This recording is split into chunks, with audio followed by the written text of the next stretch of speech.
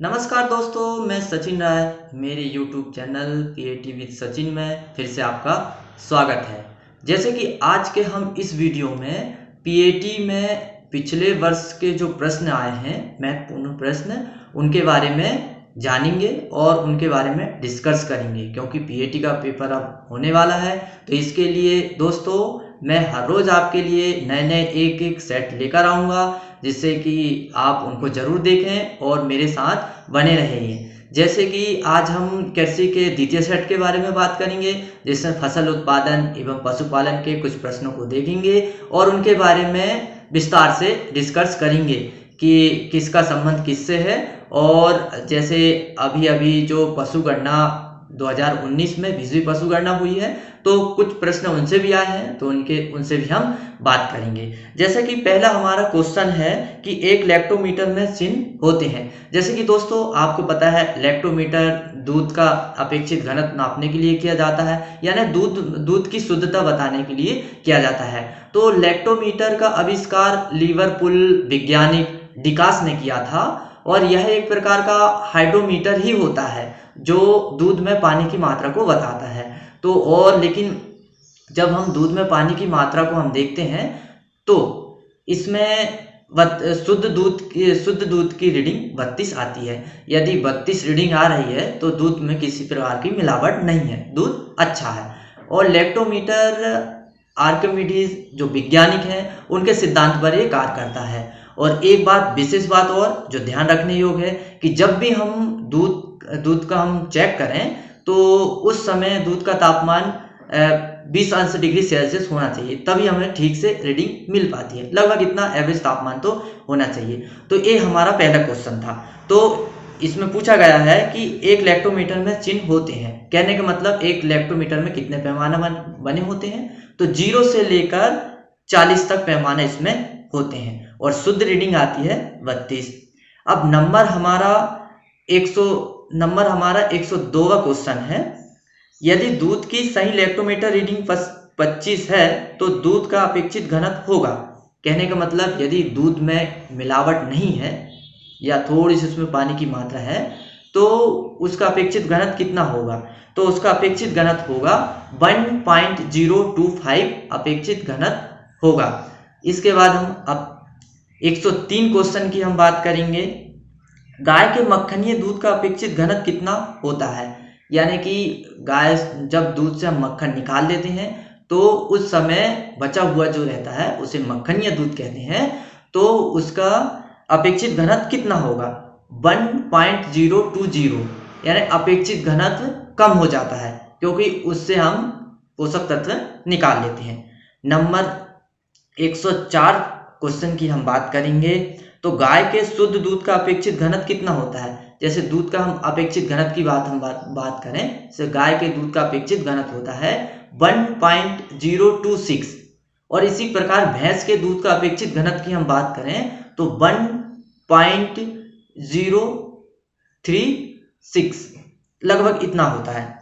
इसके बाद हम 105 क्वेश्चन को देखेंगे। तो दूध का पीएच मान कितना होता है। जैसे कि दोस्तों आप जानते हैं दूध अम्लीय होता है, तो इसका पीएच मान 6.6 होता है।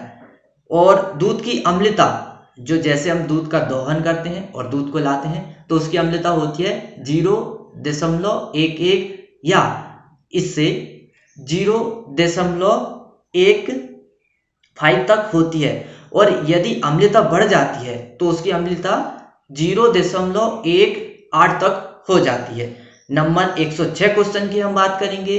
तो इस क्वेश्चन में हम गवर विधि की बात करेंगे, या इसे गैरवर विधि भी कहते हैं। तो ये दूध में वसा का परीक्षण करने के लिए विधि अपनाई जाती है।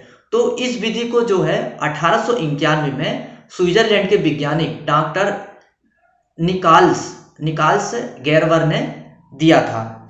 इसमें क्या करते हैं, इसने पूछा है कि उसका यदि गैरवर विधि द्वारा वसा याद करने के लिए जो गंधक का अम्ल प्रयोग किया जाता है, उसका अपेक्षित घनत्व होता है। यानी उसमें जब हम ये परीक्षण करते हैं तो गंधक अम्ल का हम प्रयोग करते हैं, तो उसका घनत्व होता है 0.825 इतना इसका अपेक्षित घनत्व होता है। अब इसी प्रकार हम गाय के दूध के हिमांक की बात करेंगे कि जैसे गाय के दूध क्वथनांक और हिमांक। क्वथनांक यानी कि खौलना और हिमांक यानी जमना। जैसे पानी का जमना 0.0 डिग्री सेल्सियस में पानी का जमना चालू हो जाता है। इसी प्रकार दूध का भी -0.53 डिग्री सेल्सियस से -0.55 डिग्री सेल्सियस यदि तापमान हो जाता है तो दूध जम जाता है। फिर हम इसके बाद 108 प्रश्न की बात करेंगे कि जाड़े के मौसम में अधिक दूध उत्पादन के लिए हरा चारा जो जानवरों को खिलाया जाता है। तो जैसे दोस्तों आपको पता है कि जाड़े के मौसम यानी सर्दी के मौसम में एक चारे की विशेष फसल उगाई जाती है जिसे हम बरसीम के नाम से जानते हैं। और बरसीम का उत्पत्ति स्थान इजिप्ट है और इसका वैज्ञानिक नाम है ट्राइफोलियम अलेक्जेंड्रियम है।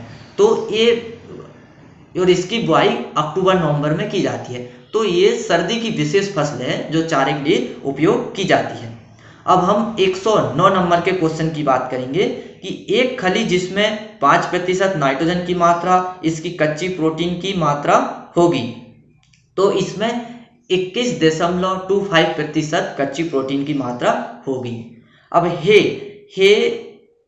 110 क्वेश्चन की हम बात कर रहे हैं तो हे तो आप जानते ही हैं। हे जो है यह भी एक चारा है जो सूखी फसलों से बनाया जाता है। जैसे हे के लिए आप जानते हैं मक्का, ज्वार, बाजरा, इनको एक सूखा लिया जाता है और सुखाने के बाद जो बनता है उसे हे कहते हैं। तो इसके लिए विशेष फसलें हैं बरसीम या फिर मक्का। तो 110वां क्वेश्चन में दिया है हे पानी की अधिकतम मात्रा होती है।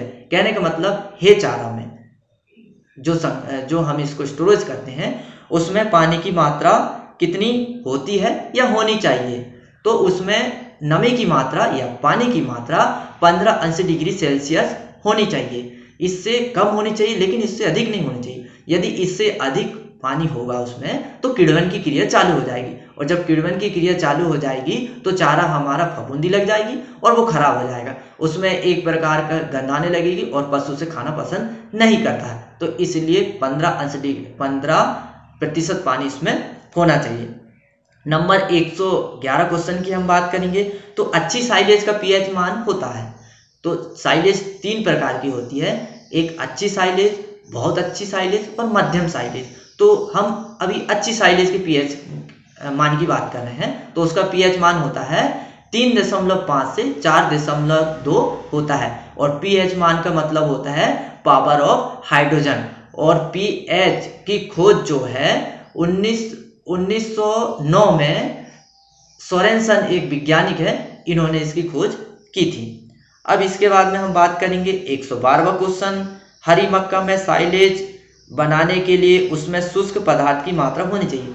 यदि हम हरी मक्का हम साइलेज बना रहे हैं तो उसमें शुष्क पदार्थ यानी कहने का मतलब पानी की कितनी मात्रा होनी चाहिए, यानी 30 से 40% उसमें पानी होना चाहिए साइलेज बनाते समय। इसके बाद 113वां क्वेश्चन की हम बात करेंगे तो 113वां क्वेश्चन में क्या दिया है, एक जवान सांड के आहार में पाचक कच्ची प्रोटीन की मात्रा होती है। कहने का तात्पर्य है कि हम यदि हमने सांड पाल के रखे हैं गर्भधान के लिए तो उसको कितनी प्रोटीन, कच्ची प्रोटीन की कितनी आवश्यकता होती है, तो होती है 12 से 15% उसके आहार में कच्ची प्रोटीन हमें देना चाहिए ताकि उसकी कार्य क्षमता बनी रहे। इसके बाद में हम बात करेंगे 114वां क्वेश्चन। तो इसमें क्या दिया है, एक गाय को प्रति लीटर दूध उत्पादन के लिए कितने लीटर पानी की आवश्यकता होती है। यानी गाय दूध देने वाली गाय की बात कही गई यहाँ पर। यदि दूध देती है तो 1 लीटर दूध बनाने के लिए कितने पानी की आवश्यकता होती है, तो 3 लीटर से 3.5 लीटर पानी की आवश्यकता होती है। नंबर 115, हे बनाने के लिए कौन सी फसल उत्तम है। तो हे बनाने के लिए सबसे बढ़िया फसल है बरसीम। जैसे हे यानी सूखा चारा, इसको धूप में सुखाकर इसकी नमी को खत्म करके एक निश्चित नमी में लाकर इसको स्टोरेज किया जाता है ताकि जब चारा ना मिले यानी गर्मी के मौसम में तो इसे पशु को खिलाकर उत्पादन को बनाए रखा जा सके। इसके बाद हम बात करेंगे 115वां क्वेश्चन। हाँ, 115वां क्वेश्चन हो गया है। 116वां क्वेश्चन, उत्तरी भारत में बरसीम बुआई का उपयुक्त समय है अक्टूबर नवंबर, क्योंकि बरसीम शरद ऋतु की फसल है। इसके बाद 117वां क्वेश्चन हम बात करेंगे, एक गाय के रोमैंथिका की संग्रह क्षमता कितनी होती है। रोमैंथिका यानी सबसे पहले भोजन यहीं पर स्टोरेज होता है। गाय का आमाशय 4 भागों में बटा रहता है, रोमैंथिका, रेटिकुलम, एबोमेजम। तो एबोमेजम जो है इसको थ्रू पार्ट यानी सप्त भाग भी कहते हैं। तो हमें रोमैंथिका के बारे में अभी यहाँ बात चल रही है। तो रोमैंथिका की स्टोरेज क्षमता होती है 150 से 225 लीटर, इतना ये स्टोर कर सकती है। अब 118वां क्वेश्चन, जुगाली करने वाले पशुओं में अमाशय का कौन सा भाग संग्रह घर होता है। यानी कहने का मतलब कि सबसे पहले जब पशु चारा खाता है तो जुगाली करने से पहले चारा कहाँ स्टोरेज होता है, सबसे पहले रोमैंथिका में होता है। इसके बाद वो जब पशु बैठता है, आराम करता है, उस समय जुगाली करता है। उसके बाद आगे यानी रेटिकुलम में जाता है, रेटिकुलम के बाद फिर ओमेजम में जाता है, फिर एबोमेजम में जाता है। एबोमेजम के बाद छोटी आंत से बड़ी आंत, और बड़ी आंत से गुदा द्वार के द्वारा यह बाहर निकाल दिया जाता है। अब इसके बाद हम बात करेंगे 119वां क्वेश्चन, दूध पीने वाले गाय के बच्चे में अमाशय का कौन सा भाग पूर्ण रूप से विकसित होता है। कहने का मतलब ये हुआ कि जब नवजात जब छोटा रहता है तो उस समय दूध पीता है, तो उसके लिए उसका कौन सा भाग विकसित होता है। उस समय होते तो 4 हैं, लेकिन उस समय कौन सा भाग पूर्ण रूप से विकसित रहता है, वो रहता है ओमेजम भाग रहता है। 120वां क्वेश्चन की हम बात करेंगे, कितनी प्रतिशत भारतीय जनता अपने निर्वाह के लिए कृषि पर आधारित है। जैसे आपको पता ही है कि सबसे ज्यादा जनसंख्या भारत की कृषि पर आधारित है, लगभग 75% जनसंख्या। इसके बाद हम बात करेंगे 121वां क्वेश्चन कि भारतीय गाय अपने शरीर का तापमान किसके द्वारा नियंत्रण करती है। तो भारतीय गाय अपने शरीर का तापमान गलकंबल के द्वारा नियंत्रण करती है, जो गाय के नीचे लटकता है। लेकिन एक बात इसमें याद रखना पड़ता है हमें कि गलकंबल केवल देसी गाय में होता है और विदेशी गाय में उतना विकसित नहीं होता है। अब 122वां क्वेश्चन की हम बात करेंगे, भारत में प्रति गाय प्रतिवर्ष कितने दूध का उत्पादन करती है। एक एवरेज, या हम भारतीय गाय की हम बात करें जो दूध कम देती है, तो वो प्रतिवर्ष जो है प्रति ब्याज, जैसे एक गाय का ब्याज 300 दिन का होता है, तो उसमें वो लैक्टेशन पीरियड कितना दूध देगी, तो वो लगभग 500 लीटर दूध देती है। जैसे इसके गर्भ अवस्था, जेस्टेशन पीरियड गाय का 281 दिन का होता है, और भैंस का जेस्टेशन पीरियड यानी कि गर्भ अवस्था, ये भैंस का होता है 310 दिन या फिर कहीं कहीं 307 दिन दिया रहता है। फिर इसके बाद हम बात करें तो एक आता है ड्राई पीरियड यानी शुष्क पीरियड उसे कहते हैं जब गाय दूध देना छोड़ देती है और गर्भ अवस्था नहीं होती है, यानी बीच का समय जो होता है 2 माह का, यानी 60 दिन का शुष्क पीरियड होता है। इसके बाद हम बात करेंगे 123वां क्वेश्चन की। अब इसमें क्या दिया है 123वां क्वेश्चन में कि दुनिया की कुल संख्या का एशिया में कितने प्रतिशत भैंसें पाई जाती है। तो एशिया में, दुनिया में जो है 100%, तो उसमें से एशिया की हम बात करें तो 50% भैंसें दुनिया का जो एशिया में पाई जाती है। इसके बाद हम बात करेंगे कि भारत में भैंसों की संख्या कितनी है 20वीं जनगणना के अनुसार जो 2019 में हुई है। तो उस समय जो है 109.85 मिलियन जो है भैंस हमारे भारत में पाई जाती है। कितनी? 109.85 मिलियन। अब भारत 125वां क्वेश्चन की हम बात करें तो भारत में सन 1990 में तरल रूप में दूध की खपत कितनी थी। यानी कि तरल रूप यानी कि जिसको जैसे संघनित दूध उत्पाद भी बनाए जाते हैं बहुत सारे, तो उनका थोड़ा प्रचलन उस समय कम था 1990 में, क्योंकि प्रोसेसिंग में उतना विकसित नहीं हो पाया था, उद्योग भी कम थे प्रोसेसिंग करने वाले। लेकिन उस समय जो था 50.5% ही तरल के रूप में उपयोग किया जाता था। अब हम बात करेंगे 126वां क्वेश्चन, गाय में मध्य चक्र कितने समय का होता है। मध्य चक्र यानी हीट पीरियड जो 21 दिन का होता है, हर 21 दिन में ये हीट पीरियड आता है। इसके बाद हम बात करेंगे 127वां क्वेश्चन, एक गाय के शरीर का तापक्रम होता है। तो दोस्तों गाय के शरीर का तापक्रम होता है 101.5 फ़ारेनहाइट। यदि हम इसको सेल्सियस में बदलेंगे तो 38.6 सेल्सियस इसका गाय का तापमान होता है। और इसी प्रकार हम भैंस का यदि तापमान देखेंगे फ़ारेनहाइट में तो 98.4 फ़ारेनहाइट होता है। अब हम आगे चलते हैं। 128वां क्वेश्चन, गाय की नाड़ी की गति प्रति मिनट होती है। तो गाय की नाड़ी की गति यानी नब्ज की चाल सीधी कहें तो नब्ज की चाल यदि हमें गाय की पता करनी है तो पूंछ में एक धमनी होती है जिसे काकसिजियल धमनी बोलते हैं, तो उससे हम पता कर सकते हैं।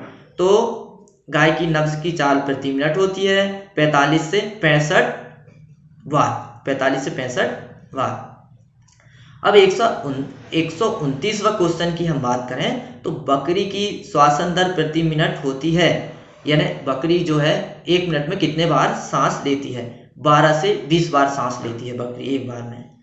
बकरी के शरीर का तापक्रम होता है, लगभग बकरी और भेड़ के शरीर का तापक्रम एक ही होता है, तो 103.8 फ़ारेनहाइट जो बकरी का तापक्रम होता है और यही तापक्रम भेड़ का भी होता है। फिर इसके बाद में हम 131वां क्वेश्चन की हम बात करेंगे तो बकरी की नाड़ी की गति प्रति मिनट होती है। जैसे इससे पहले हमने क्वेश्चन देखे थे बकरी की श्वासन दर प्रति मिनट कितनी होती है, 12 से 20 बार। अब हम नाड़ी गति के बारे में बात करें तो नाड़ी की गति बकरी की 60 से 90 बार प्रति मिनट होती है। और इसकी नाड़ी की गति हमें पता करना बकरी की तो जांघ में धमनियां होती है, काकसिजियल धमनी इसकी जांघ में होती है, पूंछ में नहीं होती, जैसे गाय की पूंछ में होती है, तो उससे हम इसे पता कर सकते हैं।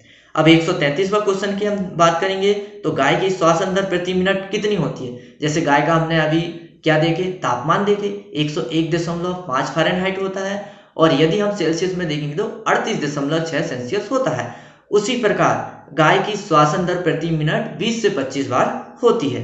134वां क्वेश्चन देखेंगे, बछड़े की पहचान के लिए चिन्हित करने की आयु होती है। जैसे नवजात बच्चा यदि हम डेयरी फार्मिंग कर रहे हैं तो बहुत सारी गाय काबिंग की है यानी बच्चा दी है, तो फिर उस समय हम बच्चों की पहचान कैसे करेंगे। कुछ बच्चे एक से सेम दिखते हैं तो उस चिन्हित करेंगे हम 1 सप्ताह के अंदर।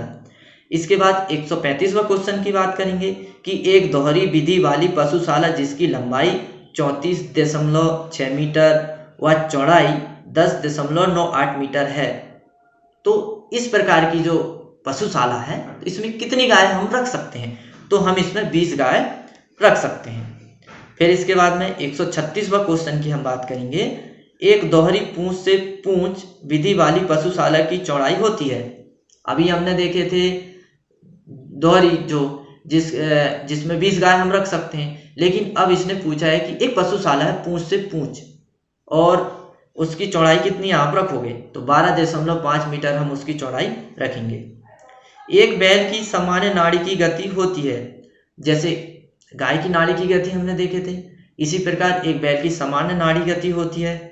गाय की नाड़ी देखे थे ना 45 से 55 बार, इसी प्रकार एक बैल की सामान्य नाड़ी की गति 40 से 50 प्रति मिनट होती है। 138वां क्वेश्चन, एक स्वस्थ बढ़ते हुए बछड़े का प्रतिदिन भार बढ़ता है। कहने का मतलब यदि बछड़ा जन्म हुआ है ने गाय ने बछड़ा को दी है तो अच्छा वो तभी माने जाएगा तब उसका प्रतिदिन 250 ग्राम भार बढ़ेगा, तब उसे कहेंगे कि बछड़ा मस्त है, हष्ट पुष्ट है, इसमें किसी प्रकार की रोग या विकृति नहीं है। इसके बाद हम 139वां क्वेश्चन की हम बात करेंगे तो गाय को खुरेरा मुख्य रूप से किस लिए करते हैं।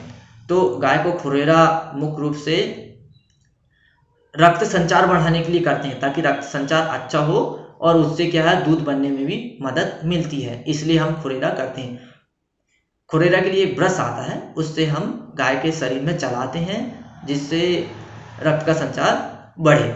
इसके बाद हम बात करेंगे अब 140वां क्वेश्चन की कि भैंस के गर्भकाल की अवधि होती है। जैसे इसके पहले भी मैंने आपको बता दिया था, 140वां क्वेश्चन फिर आया कि भैंस के गर्भकाल की अवधि कितनी होती है।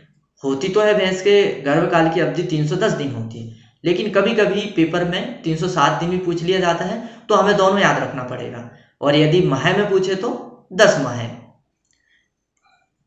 नंबर 41वां क्वेश्चन की हम बात करें तो जुगाली करने वाले पशुओं में अफरा किसके कारण होता है?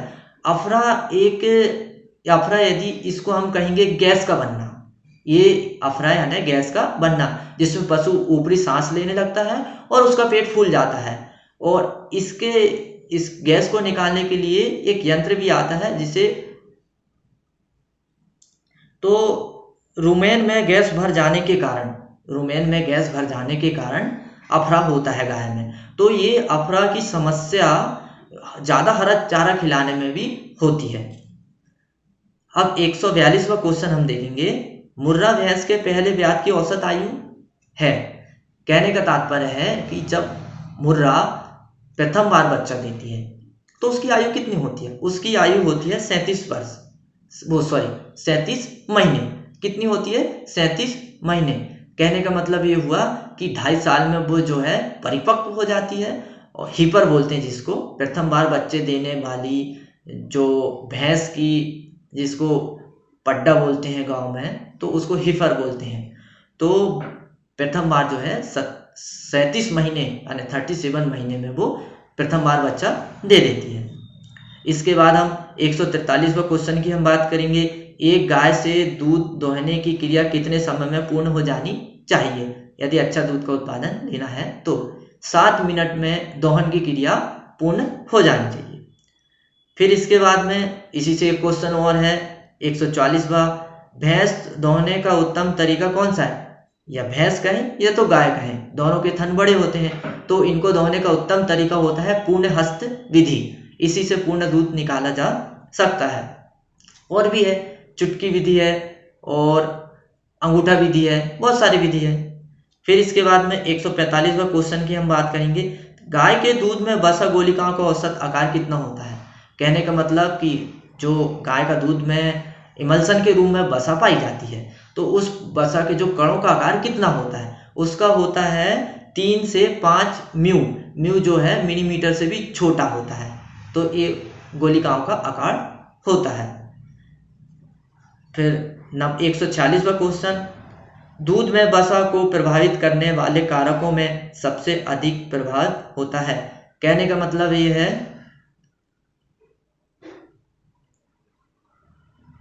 दूध यानी जिस गाय का भी दूध है तो उसमें वसा का प्रतिशत का प्रभाव, यदि गाय को व्यायाम करवाया जाए यानी चलाए फैलाया जाए तो उसमें दूध का वसा प्रतिशत कुछ हद तक बढ़ाया जा सकता है। 147वां क्वेश्चन, किसके दूध में दुग्धम की प्रतिशत मात्रा अधिकतम होती है? दुग्धम की प्रतिशत की मात्रा कहने का तात्पर्य है सुक्रोज की मात्रा, मिठास। दुग्धम की मात्रा, बकरी के दूध में मिठास की मात्रा ज़्यादा होती है, गाय भैंस के दूध से ज़्यादा होती है। 148वां क्वेश्चन, खीस गर्म करने से किस पदार्थ से अधिक मात्रा में उपस्थित होने के कारण जम जाता है? यानी खीस में ऐसा कौन सा पदार्थ पाया जाता है जिसको हम गर्म करते हैं वो कोगुलेट हो जाता है यानी जम जाता है? तो उसमें कैसीन एक प्रोटीन होती है जो दूध में पाई जाती है और वही खीस में भी पाई जाती है, तो उसकी मात्रा ज़्यादा पाई जाती है। तो जब हम उसको गर्म करते हैं और वो जम जाती है। फिर इसके बाद में हम आगे चलेंगे 149वां क्वेश्चन, गाय के दूध का पीला रंग किसकी उपस्थिति के कारण होता है? गाय का दूध का रंग पीला होता है, किसकी उपस्थिति के कारण होता है? वो होता है कैरोटीन के कारण। लेकिन आपने वहीं पर अंतर देखे होंगे, भैंस के दूध का जो रंग सफेद होता है वो किस कारण से होता है? वो कैसीन प्रोटीन के कारण होता है। लेकिन भैंस के दूध में कैसीन ज्यादा होता है इसलिए उसका दूध सफेद होता है। हाँ, लेकिन भैंस के दूध का जो फैट परसेंट है वो भी गाय के दूध से ज्यादा होता है। ये बात भी आपको ध्यान रखनी पड़ेगी। फिर इसके बाद में हम बात करेंगे 150वां क्वेश्चन, गाय के दूध में पानी की औसत मात्रा कितनी होती है? गाय के दूध में पानी की औसत मात्रा 87% यानी 87% होती है। तो दोस्तों बस आज के वीडियो में बस इतना ही। यदि ये मैंने आपको अभी 50 क्वेश्चन कराया हूँ द्वितीय सेट के, जो कृषि विज्ञान से संबंधित है, और इसमें पशुपालन से भी संबंधित है। तो यदि ये मेरे क्वेश्चन आपको पसंद आए हो तो आप और अधिक क्वेश्चन समझने के लिए तो आप मेरे चैनल को लाइक एवं सब्सक्राइब जरूर करें और मेरे वीडियो में पूरा देखें, लास्ट तक बने रहे। और इसके बाद के जो वीडियो आएंगे उसमें मैं जो पीएटी में जो आए हुए हैं इम्पोर्टेंट क्वेश्चन वो आपके लिए जरूर लेके आऊँगा। तो तब तक के लिए थैंक यू। हाँ, लेकिन मेरे वीडियो को अधिक से अधिक लोगों को शेयर करें ताकि उन्हें भी इम्पोर्टेंट क्वेश्चन मिलते रहे। Thank you.